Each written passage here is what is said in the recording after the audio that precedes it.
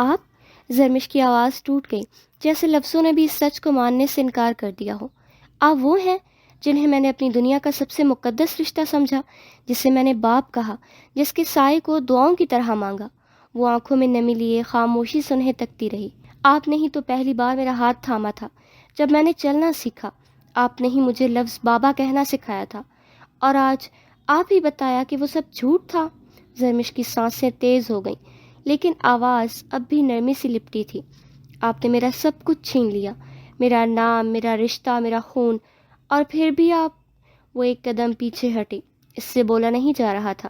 پوری زندگی میں جسے پہاڑ جیسا مضبوط سمجھتی رہی، وہی زمین کھود کر میری بنیادیں نکال لے گا، یہ تو کبھی خواب میں بھی نہیں سوچا تھا۔ آپ میرے دشمن نکلے۔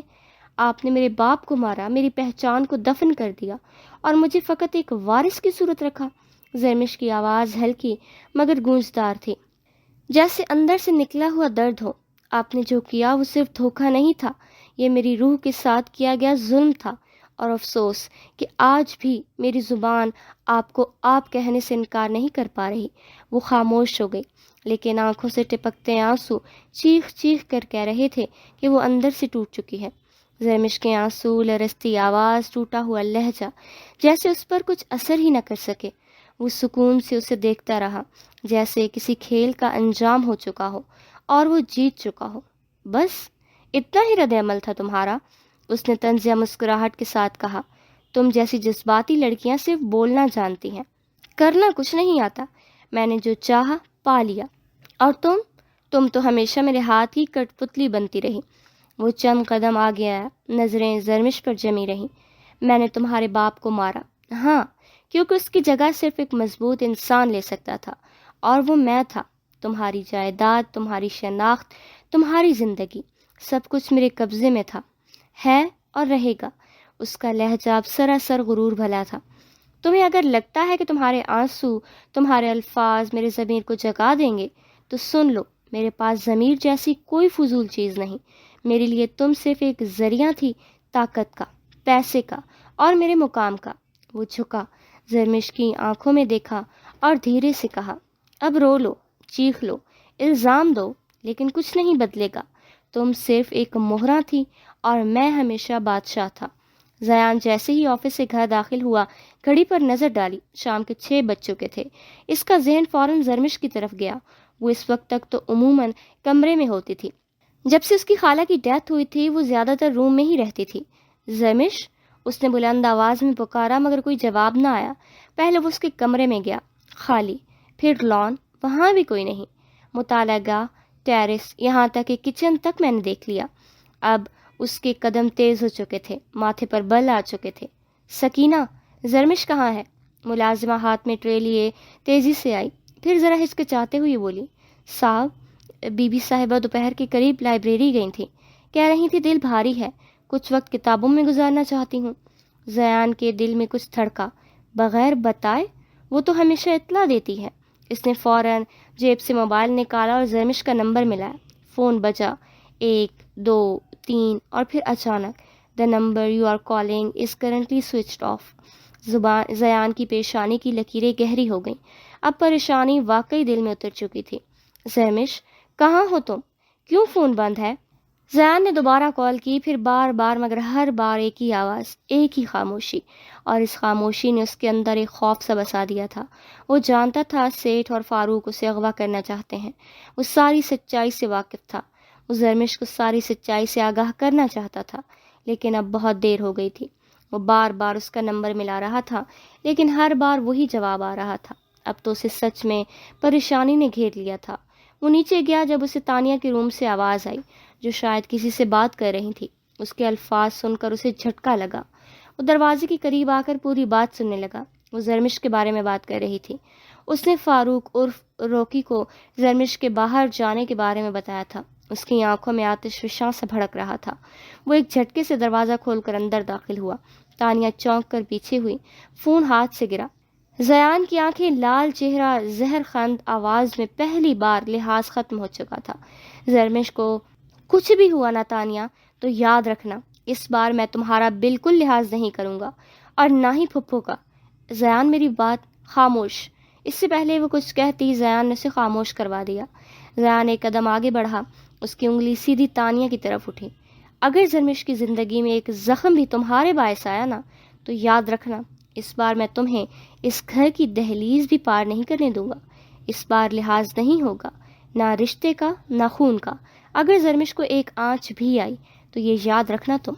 زیان کی آواز کی وجہ سے لوگ وہاں آ گئے تھے، لیکن زیان اب کسی کو جواب دہ نہیں تھا۔ اب وہ صرف زرمش کا تھا اور اس کی حفاظت کے لیے سب کچھ بھولنے کو تیار۔ زیان کے اندر جیسے طوفان اٹھا ہوا تھا، ہر طرف خاموشی تھی، لیکن اس کے دل میں ایک ہی شور، زرمش کہاں ہے؟ تبھی اسے ایک دم خیال آیا، وہ بریسلٹ، اس نے اسے ویڈنگ پر جو بریسلٹ دی تھی، وہ صرف زیان کا تحفہ نہیں تھا، ایک جی پی سی ٹریکر تھا جو زیان نے اس کی حفاظت کے لیے چھپ کر لگوایا تھا۔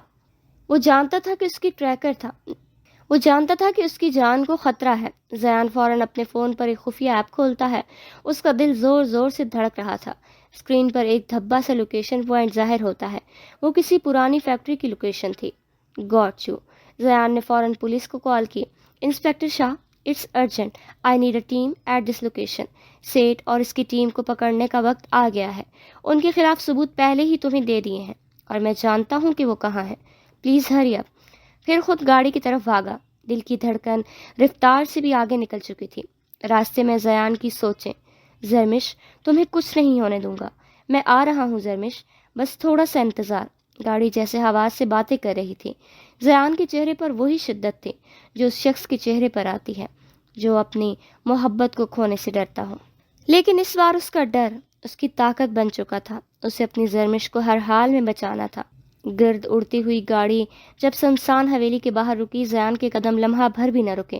وہ فیکٹری میں گیا تو سامنے والے کمرے میں وہ اس سے مل گئی تھی تو اس کی جان میں جان آئی۔ اس کے بال بکھرے ہوئے تھے، آنکھوں میں خوف، چہرے پر زردی اور ہاتھ رسی سے بندھے ہوئے تھے۔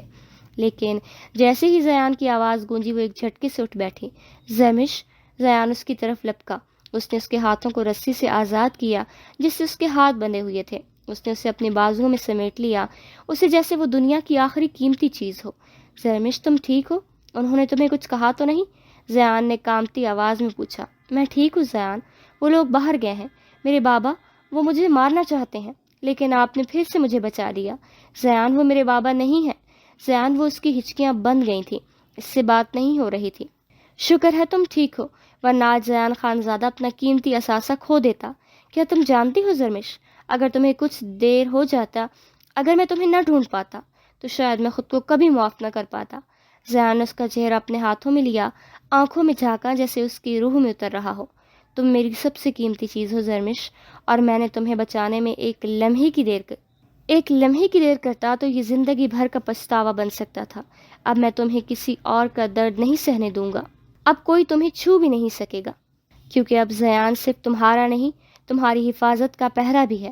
اچانک دروازہ دھڑام سے کھلا۔ فاروق، عادل، ہارون اور سیٹھ اندر داخل ہوئے۔ اوہ، تم آ گئے اسے بچانے؟ مجھے امید نہیں تھی کہ تم اتنی جلدی اپنی بیوی تک پہنچ جاؤ گے۔ فاروق کی آنکھوں میں جنون تھا۔ اس نے بندوق زرمش کی کنپٹی پر رکھ دی۔ زیان، دور رہنا، ورنہ اس بار تمہاری محبت لاش میں بدلے گی۔ میں نے اتنی دیر تک اسے اپنے پاس رکھا تھا، اس کی دولت کے لیے اتنی آسانی سے اسے جانے نہیں دوں گا۔ فاروق، اگر زرمش کو کچھ بھی ہوا تو میں خود تمہیں مار ڈالوں گا۔ فضا میں کشیدگی تھی، سانسیں رکی ہوئی تھیں۔ پھر پولیس کی سائرن کی آواز گونجی۔ پولیس پہنچ چکی تھی۔ دروازے پر دھاوا بولا گیا۔ پولیس اندر داخل ہوئی۔ انہوں نے چاروں طرف سے فیکٹری کو گھیر لیا۔ ایک سپاہی نے فاروق کے ہاتھ پر فائر کر دیا۔ ٹھا کی آواز۔ فاروق کی بندوق ہاتھ سے چھوٹ کر دور جا گری۔ انہیں اریسٹ کروا کر اور فیکٹری کی چیکنگ کرو۔ انسپیکٹر شاہ کے حکم پر انہیں اریسٹ کر لیا گیا۔ فیکٹری سے بڑی مقدار میں ڈرگز برآمد ہوئی تھیں۔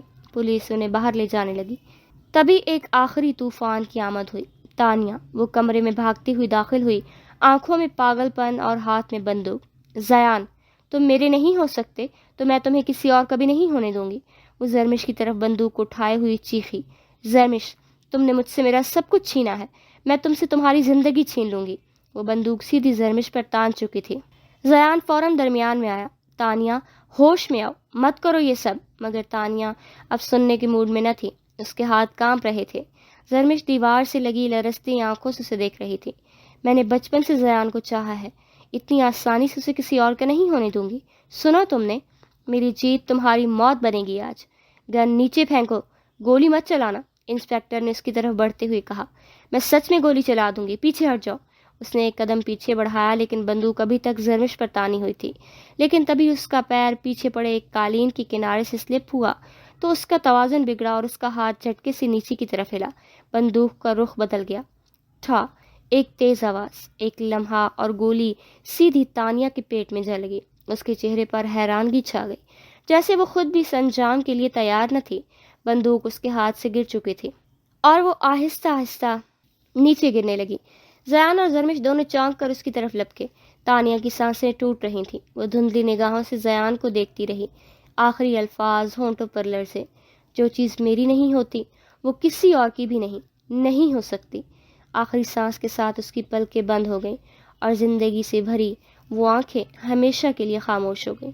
حسد ایک ایسا زہر ہے جو پہلے دل کو جلاتا ہے، پھر ذہن کو، اور آخر کار زندگی کو نگل جاتا ہے۔ تانیہ صرف زرمش سے نہیں چلی تھی، وہ اس محبت سے جلی تھی جو کبھی ان کے نصیب میں نہ آئی۔ جو لوگ دوسروں کی خوشی کو برباد کرنے کی کوشش کرتے ہیں، انجام کار وہ خود بربادی کا شکار ہو جاتے ہیں۔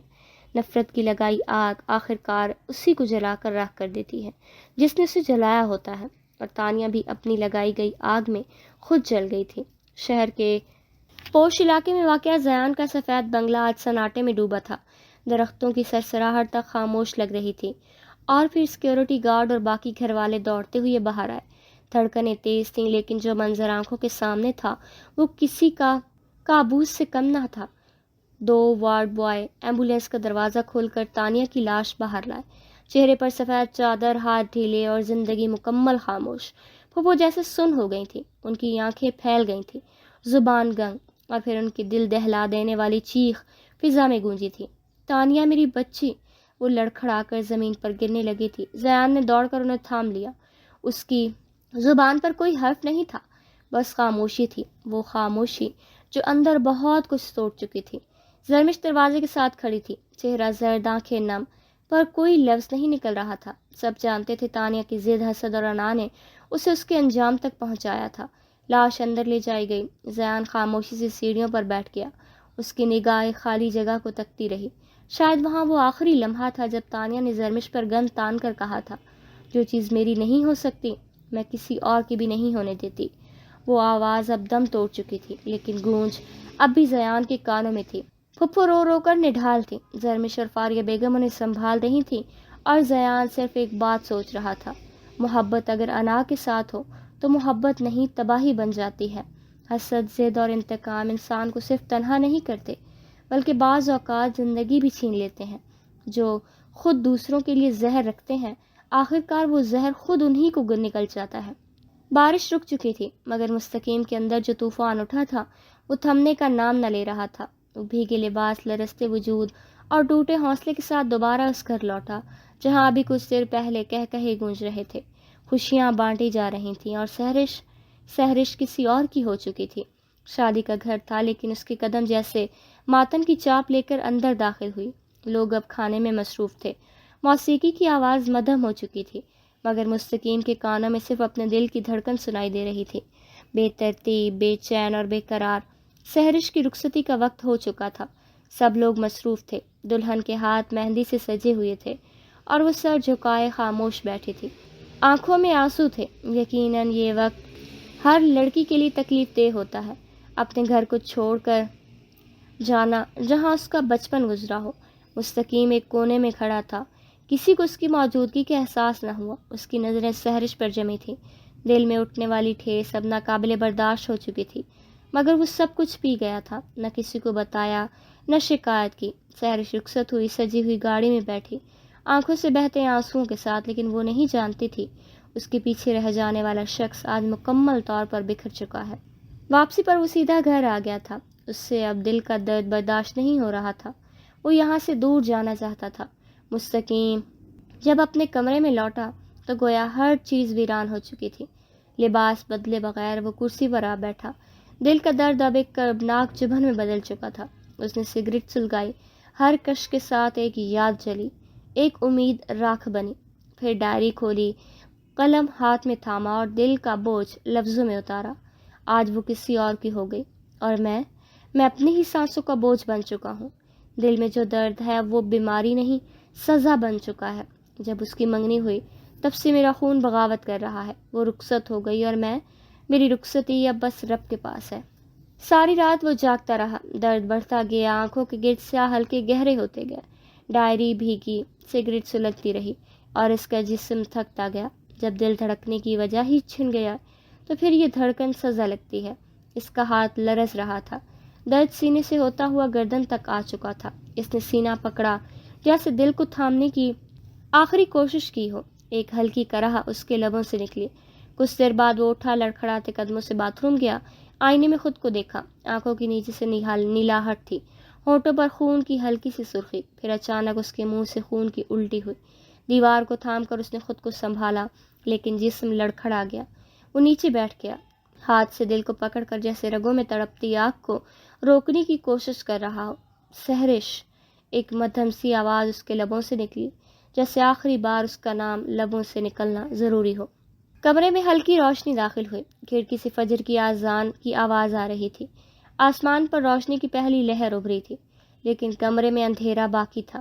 مستقیم کرسی پر آ بیٹھا، سانسیں دھیمی ہو چکی تھی، اس کا جسم پسینے سے بھیگا ہوا تھا، چہرے پر سکون نہیں تھا، ایک کرب، ایک بے چینی، جیسے آخری وقت بھی وہ اسے یاد کر رہا ہو۔ اس کی آنکھیں بند ہو رہی تھی، لیکن بند ہونے سے پہلے وہ چھت کو تک رہا تھا، شاید وہاں سے کوئی جواب مانگ رہا تھا۔ سینے میں درد اٹھنے لگا، سانسیں بھاری ہونے لگی۔ اس نے ایک بار پھر دل کو تھام کر آخری کشمکش کی۔ آہستہ آہستہ اس کا جسم ڈھیلا ہونے لگا، کوئی چیخ نہیں، کوئی آواز نہیں، بس وہ خاموشی جو کسی بڑے درد کے بعد آتی ہے۔ باہر پرندے چہچہانے لگے، روشنی کمرے میں پھیلنے لگی، مگر اس کی آنکھوں میں اب وہ روشنی نہیں تھی، وہ لمحہ جو صرف خاموشی میں قید تھا۔ قاری شاید سمجھے نہ، لیکن دل ضرور محسوس کرے گا کہ وہ جل گیا ہے۔ اس نے ایک بار اپنی ماں سے کہا تھا، میں مر جاؤں گا اگر وہ مجھے نہ ملی تھی، اور آج وہ مر گیا تھا۔ سانسیں بند ہو چکی تھیں، مگر اس کا عشق ابھی بھی زندہ تھا، لفظوں میں، راکھ میں اور سحرش کی تقدیر کے اس خالی گوشے میں۔ سچا عشق ہمیشہ وصال کا محتاج نہیں ہوتا، کبھی وہ ایک خاموش موت بن کر روح کو آزاد کرتا ہے، کبھی وہ ایک بند ڈائری میں دفن ہو کر صدیوں کی کہانی بن جاتا ہے۔ مستقیم کی محبت بھی وہی عشق تھی جو سانسوں کے ساتھ ختم ہوا، مگر یادوں کے ساتھ امر ہو گیا۔ ایک طرفہ محبت ایک عبادت ہوتی ہے جس میں نہ صلہ ہوتا ہے، نہ شکایت، نہ امید۔ مستقیم کا عشق بھی ایسا ہی تھا، اسے کوئی وعدہ نہ ملا، نہ ساتھ، نہ نگاہ کرم، پھر بھی وہ آخری سانس تک اس کے لیے جیتا رہا۔ اور یہی سچا عشق ہے، جو مکمل نہ ہو کر بھی مکمل ہوتا ہے، جو ختم ہو کر بھی رہتا ہے، کسی کے دل میں نہیں پر خدا کی نظر میں ہمیشہ کے لیے امر ہو جاتا ہے۔ صبح کی روشنی کھڑکی سے اندر جھانک رہی تھی، مستقیم کی ماں مسکرا رہی تھی، بشاش کہ آج وہ خود ناشتہ بنا رہی تھی۔ ملازمہ نے انہیں منع کیا تھا، لیکن انہوں نے اس سے یہ کہہ کر بھیج دیا کہ آج میں اپنے بیٹے کے لیے خود آلو کا پراٹھا بناتی ہوں۔ مستقیم کو آلو کا پراٹھا بہت پسند تھا، وہ کل رات بہت تھکا ہوا لگ رہا تھا، شاید بھوکا بھی سو گیا تھا۔ وہ خوشی خوشی ٹرے میں ناشتہ رکھتی ہیں، چائے بناتی ہیں اور مستقیم کے کمرے کی طرف چل پڑتی ہیں، دروازہ دھیرے سے کھولتی ہیں۔ مستقیم، اٹھ جاؤ بیٹا، دیکھو ناشتہ لے آئی ہوں۔ سامنے کا منظر لمحہ وہیں ٹھہر گیا۔ مستقیم اپنی لکڑی کی کرسی پر ویسے ہی بیٹھا تھا جیسے روز بیٹھتا تھا، چہرہ کچھ زرد تھا، آنکھیں بند تھیں، ہاتھ ڈھلکے ہوئے تھے۔ نیند میں بیٹھ گیا کیا؟ مستقیم اٹھ جاؤ بیٹا، چائے ٹھنڈی ہو جائے گی، ماں نے ہلکی سی مسکراہٹ کے ساتھ کہا۔ وہ قریب آئی، ہاتھ سے اس کا بازو ہلایا، بازو ایک دم نیچے کو گرا، جیسے جسم میں جان ہی نہ ہو۔ ماں کا دل اچھل کر حلق میں آ گیا، اس نے جلدی سے مستقیم کا چہرہ پکڑا، تھپ تھپایا، مستقیم بیٹا اٹھ جاؤ میرے لال۔ انہوں نے اسے ہلایا، لیکن وہ نہیں اٹھا، کیونکہ وہ جا چکا تھا اس دنیا کو چھوڑ کر۔ کمرے میں موت کی سی خاموشی پھیلی ہوئی تھی۔ زبیدہ بیگم کا دل لرز گیا تھا، سانسیں بے ترتیب ہو گئی تھی۔ کنیز، سغرا، انہوں نے ملازماؤں کو آوازیں دی۔ G B B G. وہ دونوں بھاگ کر اندر آئیں۔ میرے مستقیم کو دیکھو، وہ بول نہیں رہا، میرا دل پھٹ جائے گا۔ انہوں نے مستقیم کو دیکھا، جس کا چہرہ زرد تھا۔ بی بی جی، مجھے لگتا ہے مستقیم صاحب نہیں رہے، ان کی سانسیں بند ہیں، سغرا نے کانپتی آواز میں کہا۔ نہیں، ایسا نہیں ہو سکتا، یہ جھوٹ ہے، میرے بچے کو کچھ نہیں ہو سکتا۔ وہ زمین پر گر پڑی، مستقیم کے گھٹنوں سے لپٹ گئی، روتی چیختی سسکتی جیسے روح نکل رہی ہو۔ نہیں، میرا بیٹا نہیں مر سکتا۔ وہ شرارتی تھا، ضدی تھا، پر اتنا خاموش نہیں ہو سکتا۔ وہ آتا تھا تو گھر میں کہہ کہی گونجتے تھے، وہی تو میرا سہارا ہے۔ صغرا اور کنیز آنسو پونچھتے ہوئے خاموش کھڑی تھی، کیونکہ وہ مستقیم کو بچپن سے جانتی تھی۔ وہ شروع سے بہت شرارتی تھا، سب کو ہنساتا تھا، لیکن کافی عرصے سے اس کی مسکراہٹ کہیں کھو گئی تھی، جیسے ہنسنا بھول گیا ہو۔ یا اللہ، یہ کون سا امتحان ہے؟ میرا شوہر پہلے ہی دنیا سے چلا گیا، اب میرا بیٹا بھی لے لیا تو نے۔ یہ میرا آخری سہارا تھا، اب میں کس کے لیے جیوں گی؟ اب میں کس کو پکاروں گی؟ کمرے میں خاموش لاش تھی، اور ایک ماں جو جیتے جی مر چکی تھی، ان کا لختے جگر ان کے سامنے آنکھیں مودے پڑا تھا۔ وہ رو رہی تھی، ان کی چیخوں سے سارا گھر لرز رہا تھا۔ صغرا اور کنیز بھی انہیں سنبھال نہیں پا رہی تھی۔ وہ ان کی کیفیت سمجھتی تھی، ان کا دکھ بہت بڑا تھا۔ صبح کی خاموشی فضا میں گھر کے کونے کے ماتم کی دہائی دے رہے تھے۔ صغرا کانپتے ہاتھوں سے فون تھامے دل پر پتھر رکھ کر نمبر ملا رہی تھی۔ شیری کا نمبر۔ شیری سب کے ساتھ ناشتہ کرنے بیٹھا ہی تھا، سفید چائے کا مگ ہاتھ میں تھا۔ موبائل بجا۔ صغرا خالہ، اتنی صبح صبح خیریت؟ صغرا کی آواز میں لرزش تھی، جیسے لفظ باہر آنے سے پہلے ٹوٹ رہے ہوں۔ شیری بیٹا، آپ فوراً آ جائیں۔ مستقیم وہ اور رو پڑی۔ لفظ ٹوٹے، سانس رکی نہ جا سکی۔ شیری کے ہاتھ سے کپ چھوٹا اور فرش پر گرا۔ چائے پھیل گئی، لیکن دل میں جو پھیل گیا وہ کچھ اور تھا۔ خوف، درد، لرزہ۔ صغرا خالہ، صغرا خالہ، کچھ بولیں۔ مستقیم کو کیا ہوا؟ مگر فون بند ہو چکا تھا۔ کیا ہوا ہے شیری؟ عذرا بیگم نے پوچھا۔ شیری دیوانوں کی طرح اٹھا۔ مستقیم، میرے بھائی کو کچھ ہوا ہے، وہ بس اتنا ہی بول پایا۔ اس نے نہ چپل پہنی نہ کچھ اور سوچا، دوڑ کر دروازے سے باہر نکل گیا۔ دروازے کے باہر خاموشی اور آنکھیں جن میں کچھ کہنے کی ہمت نہیں تھی۔ شیری کپ کپاتے قدموں کے ساتھ اندر داخل ہوا، دل سینے میں دھڑک رہا تھا، سانسیں بے ترتیب تھیں، نظریں دروازے کھوج رہی تھی۔ مستقیم کہاں ہے؟ بولے کوئی؟ مستقیم کہاں ہے؟ بولے کوئی؟ اماں کا روتا چہرہ، صغرا کی بھیگی پلکیں، کنیز کے تھرتھراتے لب، سب خاموش تھے، بس آنکھیں بول رہی تھیں۔ شیری کمرے میں داخل ہوا، جہاں کرسی پر ویسے ہی بیٹھا تھا اس کا دوست، اس کا یار، ہنستا کھیلتا مستقیم، اب خاموش ساکت بیٹھا تھا۔ شیری کی روح نکل گئی۔ وہ ایک قدم پیچھے ہوا، جیسے وقت رک گیا ہو، پھر وہ زمین پر اس کی کرسی کے آگے بیٹھا۔ مستقیم کا چہرہ زرد مگر پرسکون، جیسے ساری لڑائیاں جیت کر سو گیا ہو۔ شیری دیکھو، یہ اٹھ نہیں رہا، تم اس سے بولو نہ اٹھ جائے، اپنی بوڑھی ماں کو نہ ستائے، زبیدہ بیگم نے روتی ہوئی شیری سے کہا۔ شیری کی آواز نکلی، مگر وہ آواز چیخ نہ تھی، وہ اذیت تھی، ٹوٹا ہوا ساز تھا۔ مستقیم، اٹھ جا یار، مذاق بند کر، تیرے بغیر دنیا کاٹی نہیں جائے گی۔ وہ اس کے گلے لگ گیا، اسے جھنجھوڑا، ہلایا، لیکن بے سود۔ جس دنیا سے چلے جائیں وہ کب لوٹ کر آتے ہیں؟ تو کہتا تھا ہم دونوں ایک دوسرے کا ساتھ کبھی نہیں چھوڑیں گے، تو کیوں چلا گیا؟ میں تجھے کیسے دفناؤں گا میرے بھائی، میرا سایہ، میری روح کا ٹکڑا۔ شیری اتنا رویا، اتنا ٹوٹا کہ کمرہ بھی کانپ اٹھا، ملازم بھی پھوٹ پھوٹ کر رو پڑے۔ صغرا اور کنیز روتی ہوئی پیچھے ہٹ گئیں۔ عذرا بیگم اور شگفتہ اور سحرش بھی وہاں آ گئی تھیں۔ شگفتہ کے لبوں پر سکوت، آنکھوں میں طوفان، چہرے پر سفیدی تھی۔ اس کے قدم لڑکھڑائے تھے، وہ جیسے ہوا میں ٹوٹی ہوئی آندھی ہو۔ اس نے مستقیم کو دیکھا اور اسے اپنی روح فنا ہوتی ہوئی محسوس ہوئی۔ وہ اس کا کزن تھا، اس کی محبت تھا، وہ دونوں ساتھ پل کر بڑے ہوئے تھے، اور آج وہ جا چکا تھا اس دنیا کو چھوڑ کر۔ اس کا عشق سچا تھا، آج اس کا عشق اپنے اختتام کو پہنچا تھا۔ دوپہر کی اجلی دھوپ میں گلی کے ہر کونے پر خاموشی کا راج تھا۔ مستقیم کے گھر کے باہر لوگوں کا ہجوم تھا، مگر سناٹا ایسا کہ جیسے لفظ بھی مر گئے ہوں۔ ہر آنکھ اشکبار، ہر دل بوجھل، ہر قدم سست، گھر کے در و دیوار جیسے بین کر رہے ہوں۔ وہی گھر جہاں اس کے کہہ کہے گونجتے تھے، آج صرف ماتم کی گونج سنائی دے رہی تھی۔ صغرا نے لرزتے ہاتھوں سے سفید کفن کے کنارے ٹھیک کیے۔ کنیز اور بیگم عذرا نے زبیدہ بیگم کو سہارا دیا، جو رو رو کر نڈھال ہو چکی تھی۔ شیری نے مستقیم کا چہرہ آخری بار چوما، اس کی آنکھیں سرخ، سانسیں بے ترتیب، اور دل جیسے بدن سے نکل کر زمین پر بکھر چکا ہو۔ چل میرے بھائی، آخری سفر پر یہ سفر تنہا کیوں ہے؟ تو کہتا تھا کہ جو بھی ہو ساتھ دیں گے، اب تو جا رہا ہے اور میں تیرے بغیر رہ کیسے پاؤں گا؟ اس کی آواز بھر آ گئی۔ کفن پر ایک آخری ہاتھ پھیرا، پھر خود پیچھے ہٹ گیا۔ وہ مر چکا تھا لیکن چہرہ پرسکون تھا، جیسے برسوں کے طوفان تھم چکے ہوں، جیسے وہ سب کچھ سہ کر آج آخر کار نجات پا چکا ہو۔ اس کی بند آنکھوں میں اب کوئی سوال نہ تھا، کوئی فریاد نہ تھی، صبر ٹوٹا تھا، وہ بس خاموش ہو گیا تھا۔ اسے سکون مل گیا تھا جس کی تمنا وہ زندہ ہو کر ہر سانس میں کرتا رہا۔ آج وہ درد سے، زندگی سے، یک طرفہ عشق سے آزاد ہو چکا تھا۔ جنازے کا وقت ہو گیا تھا۔ جنازہ اٹھانے کے لیے لوگوں نے کندھے آگے بڑھائے تو زبیدہ بیگم کا ضبط ٹوٹ گیا۔ وہ تیزی سے آگے بڑھیں، چارپائی کے قریب گرتی سنبھلتی آئیں اور چیخ پڑیں، رکو، کوئی اسے لے کر نہ جائے، یہ مرا نہیں ہے، بس سویا ہے۔ ہاں میرا بیٹا تھک گیا ہے، سونے دو اسے، وہ ابھی جاگے گا۔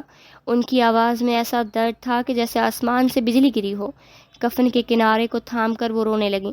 مستقیم آنکھیں کھولو، ماں کے ساتھ مذاق نہ کرو، تم کہتے تھے مجھے چھوڑ کر نہیں جاؤ گے، پھر آج کیوں جا رہے ہو؟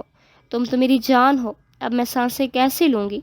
تم ہی تو میرا سہارا ہو، اپنی ماں کو کس کے سہارے چھوڑ کر جا رہے ہو؟ شیری نے سہرش اور عذرا بیگم کو اشارہ کیا کہ وہ انہیں پکڑیں۔ اس کے پاس کھڑے مرد عورتیں سب کی آنکھیں برسنے لگیں۔ سہرش، عذرا بیگم، صغرا اور کنیز نے انہیں پکڑ کر سنبھالنے کی کوشش کی، مگر ماں کے درد کے سامنے کون دیوار بن سکتا تھا؟ شیری نے خود کو روکتے ہوئے جنازے کو کندھا دیا۔ آنکھوں سے بے تحاشا آنسو بہتے جا رہے تھے۔ مسجد کا صحن لوگوں سے بھرا تھا، مگر ہر چہرہ خاموش، ہر آنکھ بھیگی ہوئی تھی۔ نماز جنازہ سے پہلے آذان ہوئی۔ ہر لفظ تیر کی طرح مستقیم کے سینے سے لگتا رہا تھا، اللہ اکبر، مگر ان کے لیے کوئی عظمت باقی نہ رہی تھی۔ نماز مکمل ہوئی اور میت کو کندھے پر اٹھایا گیا۔ شیری، اصغر صاحب، شیری کے والد اور مستقیم کے چچا، دیگر کزن سب کے کندھے تھے، مگر دل ٹوٹے ہوئے۔ کفن کا سفید رنگ آنکھوں کو جلا رہا تھا۔ ہر قدم پر دل جیسے رکتا ہو کہ رکو، ابھی کچھ باتیں باقی ہیں۔ قبر تیار تھی۔ وہ سرد مٹی جس نے ہزاروں کو نگلا، آج مستقیم کے لیے بھی کھیلی کھلی تھی۔ شیری کے ہاتھوں نے مستقیم کے کفن کو تھاما، لبوں پر کلمہ مگر آنکھوں میں آنسو تھے۔ پہلی مٹی اس نے خود ڈالی تھی۔ یہ ہاتھ تیرے کندھے پر نہیں، اب تیری قبر پر جا رہے ہیں۔ کاش یہ لمحہ کبھی نہ آتا۔ شیری نے لرزتی آواز میں بس اتنا کہا۔ لوگ آہستہ آہستہ واپس پلٹنے لگے، مگر جو دل، خواب، دعائیں اور امیدیں تھیں وہ سب وہیں دفن ہو چکی تھیں۔ شیری سب سے آخر میں تھا۔ وہ ساکت کھڑا تھا، نگاہیں قبر پر جمی تھیں، زرد چہرہ، آنکھوں میں تھمی ہوئی نمی، جیسے وہ خود کو اس مٹی کے نیچے دفن ہوتا محسوس کر رہا ہو۔ بیٹا چلو، اب وہ سو چکا ہے، اختر صاحب نے اس کے کندھے پر ہاتھ رکھتے ہوئے کہا۔ ابو، وہ سویا نہیں ہے، چپ چاپ مجھ سے باتیں کر رہا ہے، مجھے جانے کا نہ کہیے، مجھے اسے سننے دیں، شاید آخری بار۔ شیری نے سر جھکا کر بس اتنا کہا۔ اس نے قبر کے قریب زمین پر بیٹھتے ہوئے مٹی کو چھوا۔ مستقیم، تو چلا گیا، مگر تیرے بعد ہم بھی کہاں زندہ ہیں؟ ہوا رک سی گئی ہے۔ درختوں نے جیسے جھک کر رونا شروع کیا، کبھی تیز، کبھی دھیمی سانسوں میں شیری کی سسکیاں گونجنے لگی۔ یاد ہے تو کہتا تھا شیری مر جاؤں گا تو ہی میری قبر پر آئے گا۔ دیکھ میں آیا ہوں، مگر یہ منظر کبھی نہ دیکھتا، کبھی نہ آتا۔ وہ زمین سے مٹی اٹھا کر قبر پر رکھتا رہا، ہر مٹھی کے ساتھ ایک آنسو، ایک یاد، ایک وعدہ دفن کرتا رہا۔ کافی دیر بیٹھتا رہا، خاموش، خالی، بوجھل، اور پھر اٹھا جیسے اپنی ذات کو وہیں چھوڑ آیا ہو۔ ہوا نے جھرجھری لی، درختوں نے جیسے آنسو بہائے، اور سورج نے سائے لمبے کر دیے تھے۔ وہ چلا گیا تھا، لیکن وہ تو اب ہر اس میں سانس لے رہا تھا جس نے کسی کو دل سے چاہا تھا مگر کبھی اپنا نہ سکا۔ اس کی آنکھیں بند تھیں، پرسکون، جیسے وہ اب ہر درد کے حساب سے آزاد ہو چکا ہو۔ زندگی نے اس سے سب کچھ چھین لیا، آواز، خوشی، محبت اور آخر میں سانس بھی، مگر موت نے اسے ایک تحفہ دے دیا، سکون۔ آج وہ سو گیا لیکن ہمیشہ کے لیے جاگنا چھوڑ گیا۔ ایک نام جو اب صرف یاد نہیں، درد کی پہچان ہے، مستقیم۔ ایک سچا عاشق، ایک تنہا روح، ایک وفادار دوست، ایک ٹوٹا ہوا وجود، اب اس دنیا کے شور سے آزاد، صرف سکون کی نیند میں، جہاں نہ زرمش تھی، نہ درد تھا، صرف خدا تھا اور ابدی خاموشی۔ گھر سوگ میں ڈوبا تھا، ہر چہرہ خاموش، ہر کمرہ خالی، ہر دیوار گویا نوحہ پڑ رہی تھی۔ شگفتہ دھیرے دھیرے چلتی مستقیم کے کمرے کے دروازے تک پہنچی۔ دروازہ کھلا تھا لیکن اندر سکوت کا عالم چیخ چیخ کر بتا رہا تھا کہ اب یہاں صرف یادیں رہ گئیں۔ وہ ایک لمحے کو رکی، جیسے قدم خود بخود پیچھے ہٹنے لگے، مگر دل نے کہا جا، اس کے آخری لمحات کو محسوس کر، شاید کچھ باقی ہو جو وہ کہہ نہ سکا۔ وہ اندر گئی، کرسی پر سیدھی نظر پڑی۔ کرسی خالی تھی، مگر اس پر بیٹھنے والے کی موجودگی اب بھی ہر شے میں گھلی ہوئی تھی۔ میز پر ایک سگریٹ کی جلی ہوئی راکھ، کب ابھی تک وہیں رکھا تھا جہاں مستقیم نے رکھا تھا، جیسے وقت وہیں تھم گیا ہو۔ وہ آہستہ سے بستر کے قریب گئی، تکیے کو سیدھا کرنے کے لیے ہاتھ بڑھایا تو اس کے ہاتھ میں کچھ محسوس ہوا۔ ایک ڈائری، بھوری جلد کی، دبی دبی سانسوں جیسی۔ شگفتہ نے کانپتے ہاتھوں سے اسے کھولا۔ پہلا صفحہ۔ آج مجھے ایک لڑکی ملی تھی، وہ نیو کمر تھی۔ وہ کافی دیر سے اپنا ڈپارٹمنٹ ڈھونڈ رہی تھی لیکن اسے نہیں مل رہا تھا۔ اسے دیکھ کر لگ رہا تھا کہ وہ اب رو دے گی۔ وہ بہت خوبصورت تھی۔ اگر اس لمحے مجھ سے کوئی پوچھتا کہ خوبصورتی کیا ہے تو میں آنکھیں بند کر کے کہتا تھا، وہ ڈری ہوئی پری۔ وہ بہت الجھی ہوئی تھی، اس کی آنکھیں بہت خوبصورت تھیں۔ میں دیکھتے ساتھ ہی اس پر اپنا دل ہار بیٹھا۔ میں نے اسے اس کی ڈپارٹمنٹ تک چھوڑ کے آیا۔ میں اور شیری ہر نیو کمر کے ساتھ پرینک کرتے ہیں، اور آج ایک نیو کمر میرے پرینک سے بچ گئی تھی۔ اس دوران میں نے اس سے اس کا نام بھی پوچھا تھا۔ اس کا نام سہرش تھا۔ کتنا خوبصورت نام ہے، بالکل اس کی طرح۔ میرے دل میں محبت کی پہلی کمپل پھوٹ چکی تھی۔ مجھے لکھنا اگر آتا تو تیری آنکھوں پر لکھ دیتا، تیری پلکوں کے سائے میں جو سپنا تھا لکھ دیتا، تیری مسکان کے جلوے، تیری آواز کی خوشبو، جو دل پہ نقش ہر لمحہ تھا، ہر دھڑکن پہ لکھ دیتا۔ یہ آنکھیں بولتی ہیں کچھ، یہ خاموشی کچھ سناتی ہے۔ ہوتا میں اگر الفاظ کا جادوگر تو ہر جذبہ میں لکھ دیتا۔ تجھے دیکھا تو لگا رب نے جمال اپنا دکھایا ہے۔ میں شاعر اگر کبھی ہوتا، تیرا چہرہ میں لکھ دیتا۔ مگر بس اتنا ہے کہ دل کہتا ہے ہر لمحہ مجھے لکھنا نہیں آتا، ورنہ سب کچھ لکھ دیتا۔ اس شعر کے ساتھ صفحہ ختم ہو چکا تھا۔ اگلا صفحہ۔ آج میں نے ایک سچ جانا، وہ بھی ایسا جس نے مجھے زندہ دفن کر دیا۔ شیری، میرا دوست، میرا بھائی، وہ بھی اسی سے محبت کرتا ہے جس سے میں کرتا ہوں۔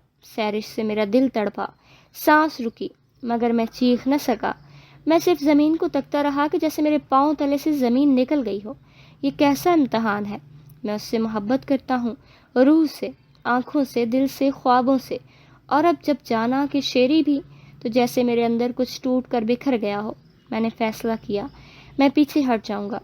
میں اپنی محبت اپنی بھائی پر قربان کر دوں گا، اس لیے نہیں کہ میں کمزور ہوں، بلکہ اس لیے کہ میں دونوں سے سچی محبت کرتا ہوں۔ سہرش کو خوش دیکھنا چاہتا ہوں اور شیری کو بھی۔ میں صرف ایک درد بن کر نہیں جینا چاہتا ان کی کہانی میں، لیکن میں اپنے دل کا کیا کروں؟ یہ اب بھی ہر رات سہرش کا نام لے کر دھڑکتا ہے۔ یہ اب بھی اس کی مسکراہٹ میں جینے کی وجہ ڈھونڈتا ہے۔ یہ اب بھی چاہتا ہے کہ جو کبھی میرا تھا ہی نہیں۔ میری خاموشی میری سب سے بڑی قربانی ہے۔ میں ان کے بیچ نہیں آؤں گا، مگر میرے اندر جو ٹوٹ رہا ہے اس کا ماتم کون کرے گا؟ محبت کو لفظوں میں قید نہیں کیا جا سکتا، جو میں اب صرف لفظ ہوں، بے جان، بے آواز۔ تیسرا صفحہ۔ جب سے اس کی منگنی ہوئی ہے میرے سینے میں عجیب سا درد رہنے لگا ہے، دھڑکنیں ٹوٹتی ہوئی۔ شاید دل اب بھی ماننے کو تیار نہیں ہے کہ وہ کسی اور کی ہو چکی ہے۔ میرا درد دن بدن بڑھتا جا رہا ہے۔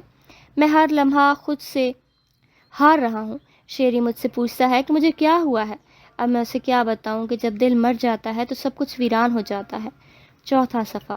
کل اس کی شادی ہے، میری محبت کی، میرے خواب کی، میرے دل کی دھڑکن کی۔ کمرے میں اندھیرا ہے، دل میں قہر، اور میں آج پھر تنہا ہوں۔ لیکن فرق یہ ہے کہ کل سے تنہائی بھی اجنبی ہو جائے گی۔ میں ہار گیا ہوں، خود سے، قسمت سے، اور اس بے آواز جنگ سے جو میں ہر رات دل کے اندر لڑتا ہوں۔ زرمش کو کبھی بتایا نہیں، بس چاہا خاموشی سے۔ اور شیری، وہ تو میرا بھائی تھا، ہے، شاید اب بھی ہے۔ آج دل بہت زور سے دھڑک رہا ہے، جیسے کہہ رہا ہو رک جا، کچھ کہہ دے، کچھ روک لے، مگر میں کچھ نہیں کہوں گا، کیونکہ سچی محبت مانگتی نہیں، بس دعا دیتی ہے۔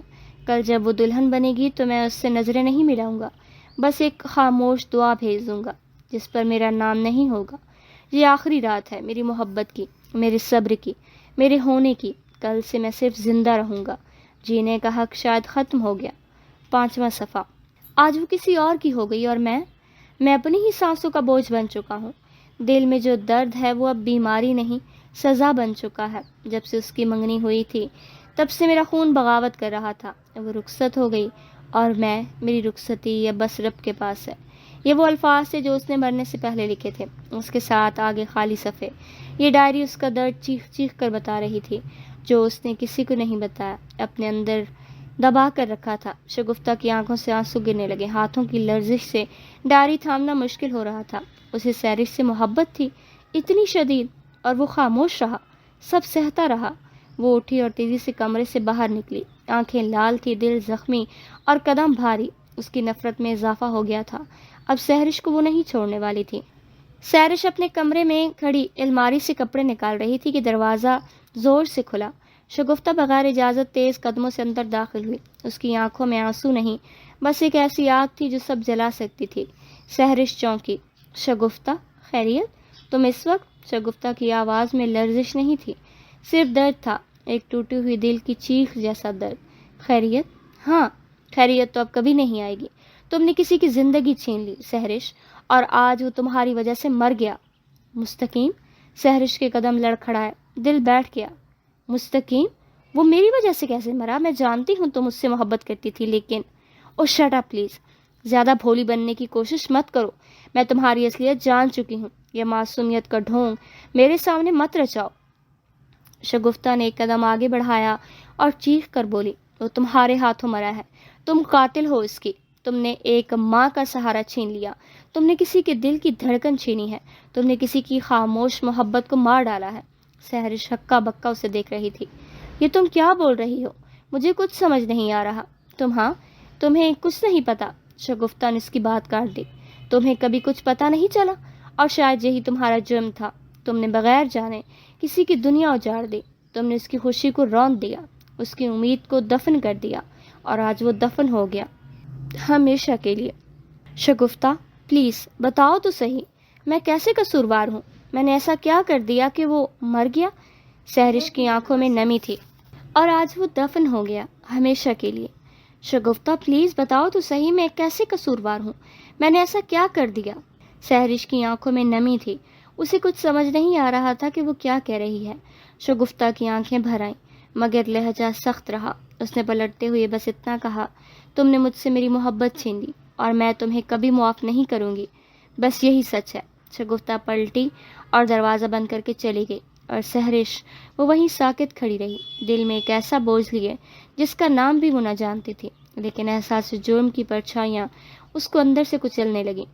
چاندنی درختوں پر بکھری تھی، جیسے فطرت بھی سوگوار ہو۔ شگفتہ آہستہ آہستہ قدموں سے چل رہی تھی، ذہن الجھا ہوا، دل بوجھل۔ تبھی فون کی گھنٹی بجی، اسکرین پر نام جگمگایا، انم کالنگ۔ شگفتہ نے فون کان سے لگایا۔ ہیلو، اس کی آواز مدھم تھی۔ میں نے مستقیم کے متعلق سنا ہے، کافی افسوس ہوا سن کر، میں سمجھ سکتی ہوں تم پر کیا بیت رہی ہوگی۔ شگفتہ خاموش رہی، وہ کچھ نہ بولی۔ دوسری طرف سے مخملی مگر چپتی ہوئی آواز آئی، شگفتہ، تم سے ایک بات کرنی ہے، دل میں دبائے نہیں جا رہی۔ شگفتہ رک گئی۔ کیا بات ہے انم؟ انم کا لہجہ بظاہر نرم مگر لفظوں میں خنجر چھپا تھا۔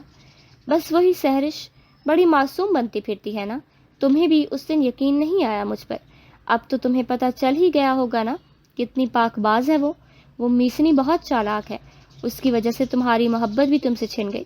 مجھے تو وہ شروع سے ہی زہر لگتی تھی، اسے پتا تھا کہ تم اس سے محبت کرتی ہو، پھر بھی اس نے تمہیں دھوکہ دیا، لیکن وہ تو جانتی بھی نہیں ہے کہ مستقیم اس سے محبت کرتا ہے۔ شگفتہ نے بہت مشکل سے کہا، تمہیں اب بھی یہی لگتا ہے؟ شگفتہ، کتنی بھولی ہو تم، کوئی اس سے محبت کرتا رہا، اس کے لیے تڑپتا رہا، لیکن اسے خبر ہی نہیں ہوئی؟ میں یہ بات مان ہی نہیں سکتی۔ شگفتہ کی پلکیں نم ہوئی، مگر آنکھوں میں نمی سے زیادہ چنگاریاں تھیں۔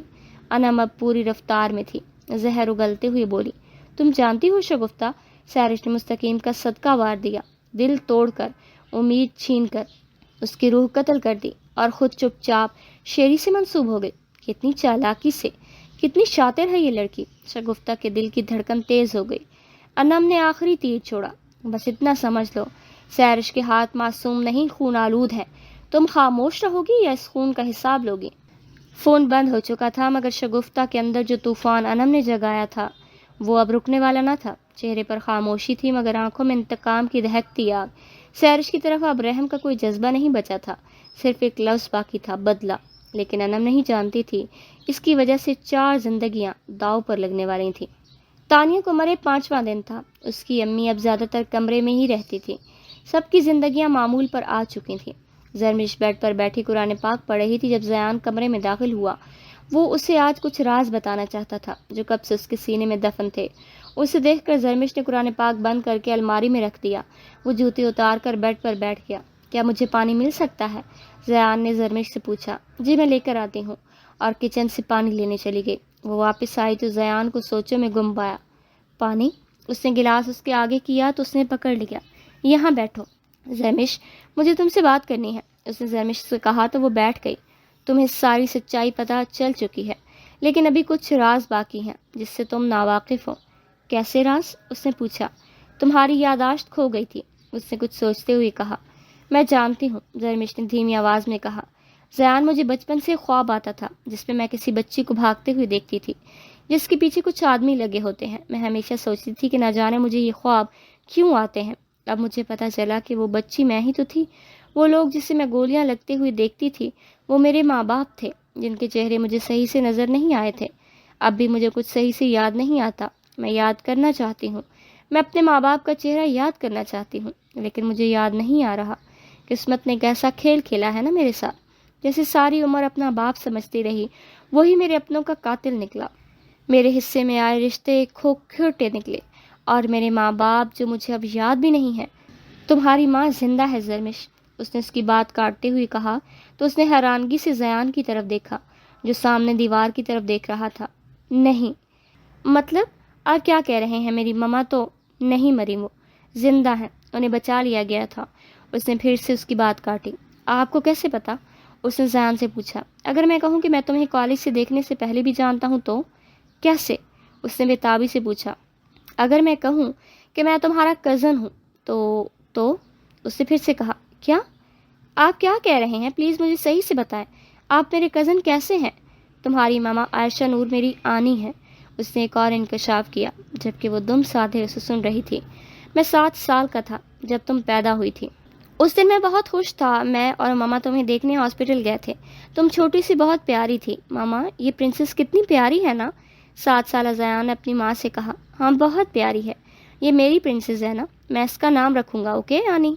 اب کی دفعہ وہ اپنی آنی سے مخاطب ہوا۔ جی بالکل، اس کا نام آپ ہی رکھو گے۔ پھر کیا نام سوچا ہے آپ نے پرنسس کا؟ انہوں نے پوچھا۔ زرمش، میں اپنی پرنسس کا نام زرمش رکھوں گا، اس نے جوش سے کہا۔ اوکے، آج سے اس کا نام زرمش ہوا۔ زیان اس چھوٹی سی پری کے ساتھ بہت اٹیچ ہو گیا تھا۔ ہر دن اسکول سے آنے کے بعد وہ آنی کے گھر اپنی پری کو دیکھنے جاتا۔ وہ اب بڑی ہو رہی تھی، وہ بھی زیان کے ساتھ بہت اٹیچ تھی۔ جب کبھی زیان کو دیر ہوتی آنے میں وہ پورا گھر سر پر اٹھا لیتی تھی۔ زیان جو کبھی کسی سے اپنا کوئی چیز شیئر نہیں کرتا تھا، وہ اپنے کھلونوں کے ساتھ اس سے کھیلتا تھا۔ وہ کبھی اسے رونے نہیں دیتا تھا۔ ایک دفعہ کھیلتے ہوئے زرمش کو چوٹ لگ گئی تھی، اس کے سر سے بہت خون نکلا تھا، اس کے سر پر پٹی لگی ہوئی تھی۔ تب زیان کو بخار ہو گیا تھا، اس کی حالت بہت خراب تھی، وہ کچھ بھی نہیں کھاتا تھا۔ اس کی زبان پر ایک ہی بات تھی کہ اس کی پرنسس کو چوٹ لگی ہے، اس کا خون نکل رہا ہے۔ نور، زیان کی ماں، تب بھی بہت پریشان ہو گئی تھی۔ انہیں پتہ ہی نہیں تھا کہ زیان زرمش کو لے کر اتنا ٹچی ہے۔ جب زرمش ٹھیک ہوئی تھی تب جا کر سب کو سکون ملا تھا، زندگی اپنے ڈگر پر چل رہی تھی۔ ایک دن زیان اپنی ماما کے ساتھ زرمش کے گھر جا رہا تھا، راستے میں اسے غبارے والا نظر آیا۔ اس نے زرمش کے لیے غبارہ لیا کیونکہ زرمش کو بہت پسند تھے بیلونز۔ اس نے ہاتھ میں بیلون پکڑا تھا، جب وہ اس کے ہاتھ سے چھوٹ کر سڑک پر گر گیا۔ وہ غبارہ پکڑنے لگا، اچانک دوسری طرف سے گاڑی آئی۔ اس سے پہلے کہ وہ اسے ہٹ کرتی، فاریا نے اسے بچا لیا، جو جاب ڈھونڈنے آئی تھی۔ اس کی ماں نے اسے جاب دلوا دی۔ اب وہ اس کے بابا کے آفس میں کام کرتی تھی۔ پھر اس کا ان کے گھر آنا جانا ہونے لگا، اور وہ زیان سے بہت پیار کرتی تھی۔ اس کی اور زرمش کی اس سے کافی اٹیچمنٹ ہو گئی تھی۔ ایسے ہی ایک دفعہ زیان کی پھپھو کی بیٹی ان کے گھر آئی تھی۔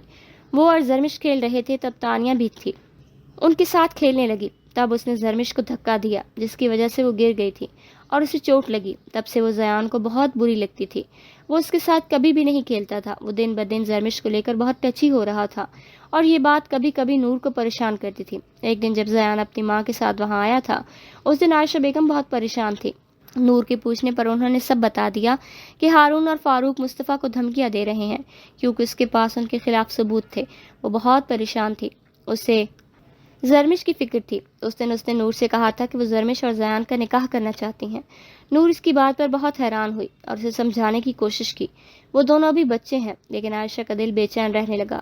وہ جانتی تھی کہ فاروق چپ نہیں بیٹھے گا۔ اس کی ضد پر زیان اور زرمش کا نکاح کر دیا گیا۔ مصطفیٰ نے اپنی ساری جائیداد زرمش کے نام کر دی، جس کے مطابق اگر زرمش کو کچھ ہوا تو اس کی جائیداد اس کے شوہر کے نام ٹرانسفر کر دی جائے گی۔ اس دن عائشہ نے زیان سے وعدہ لیا تھا کہ وہ زرمش کا خیال رکھے گا، اور معصوم بچہ کچھ بھی نہیں جانتا تھا۔ اسے بس اتنا پتا تھا کہ اسے اپنی پرنسس کی حفاظت کرنی ہے۔ یوں ہی ایک دفعہ زیان کی سالگرہ تھی، تب عائشہ کی طبیعت ٹھیک نہیں تھی، اس لیے وہ لوگ زیان کی سالگرہ پر نہیں آئے، لیکن زیان نے ضد کی اگر زرمش اس کی سالگرہ پر نہیں آئی تو اپنا کیک وہ نہیں کاٹے گا۔ اس کی ضد کی وجہ سے اس دن عائشہ اور مصطفیٰ زرمش کو لے کر شاہ ہاؤس جا رہے تھے جب راستے میں ان پر فائرنگ ہوئی۔ مصطفیٰ کو سینے پر گولی لگی، وہ موقع پر ہی دم توڑ گئے تھے۔ عائشہ بیگم کو پیٹ پر گولیاں لگی تھیں، لیکن انہوں نے زرمش کو وہاں سے بھگا دیا۔ اس دن بھاگتے ہوئے زرمش کے سر پر چوٹ لگی اور اس کی یادداشت چلی گئی۔ وہ فاروق کے آدمیوں کے ہتھے لگ گئی۔ آس پاس موجود لوگوں نے انہیں ہسپتال پہنچایا۔ ہاسپٹل پہنچنے پر پتہ چلا کہ عائشہ زندہ ہے، لیکن وہ کوما میں چلی گئی تھی، لیکن یہ بات سب سے راز رکھی گئی۔ عائشہ بیگم زندہ ہیں یہ بات صرف فرقان، عائشہ کا بھائی، شہریار اور نور ہی جانتے تھے، باقی کسی کو نہیں بتایا گیا۔ دنیا کی نظر میں وہ مر گئی تھی۔ فرقان نے یہ بات اس لیے راز رکھی کیونکہ وہ جانتے تھے اگر فاروق کو پتہ چل گیا تو وہ دوبارہ اس پر حملہ کرے گا۔ اسی دن ہاسپٹل میں ایک اور ایکسیڈنٹ کیس آیا۔ اس میں لڑکی کا چہرہ مسخ ہو چکا تھا اور اس کا اس دنیا میں کوئی نہیں تھا، وہ یتیم خانے میں پلی تھی۔ عائشہ کی جگہ اس کی لاش کو دفنایا گیا۔ پولیس میں رپورٹ درج کرائی گئی۔ پولیس نے چند دن کارروائی کی، لیکن پھر کیس بند کر دیا گیا۔ سب نے زرمش کو ڈھونڈنے کی کوشش کی، لیکن اس کا کچھ پتہ نہیں چلا۔ فاروق اور ہارون صرف جنازے میں آئے تھے، اس کے بعد ان کا کوئی پتہ نہیں۔ انہوں نے مصطفیٰ کا گھر بیچ دیا تھا اور لاہور سے اسلام آباد شفٹ ہو گئے تھے، لیکن اس کے بعد زیان بالکل ٹوٹ گیا تھا۔ وہ 7 سالہ بچہ بیمار رہنے لگا تھا۔ وہ زرمش کے ساتھ اتنا اٹیچ تھا کہ اب اسے فکس پڑتے تھے۔ وہ بے ہوش ہو جاتا تھا۔ جب بھی اسے ہوش آتا اس کی زبان پر صرف ایک ہی نام ہوتا کہ میری پرنسس کہاں ہے۔ نور اور شہریار بہت پریشان تھے، ان سے اپنے بیٹے کی یہ حالت دیکھی نہیں جاتی تھی۔ اس سے بہت بار سمجھا چکے تھے، لیکن وہ سمجھنے کا نام ہی نہیں لے رہا تھا۔ ڈاکٹر اسے سکون کا انجیکشن لگا دیتے، لیکن وہ ہوش میں آنے کے بعد پھر وہی کچھ کرتا تھا۔ اسے کسی بات سے کوئی مطلب نہیں تھا۔ اسے اگر کسی بات سے لینا دینا تھا تو وہ اس کی پرنسس تھی۔ اسے ہر حال میں اپنی پرنسس چاہیے۔ فاریہ بھی اسے بہلانے کی بہت کوشش کرتی، لیکن وہ کسی کی بات نہیں سنتا تھا۔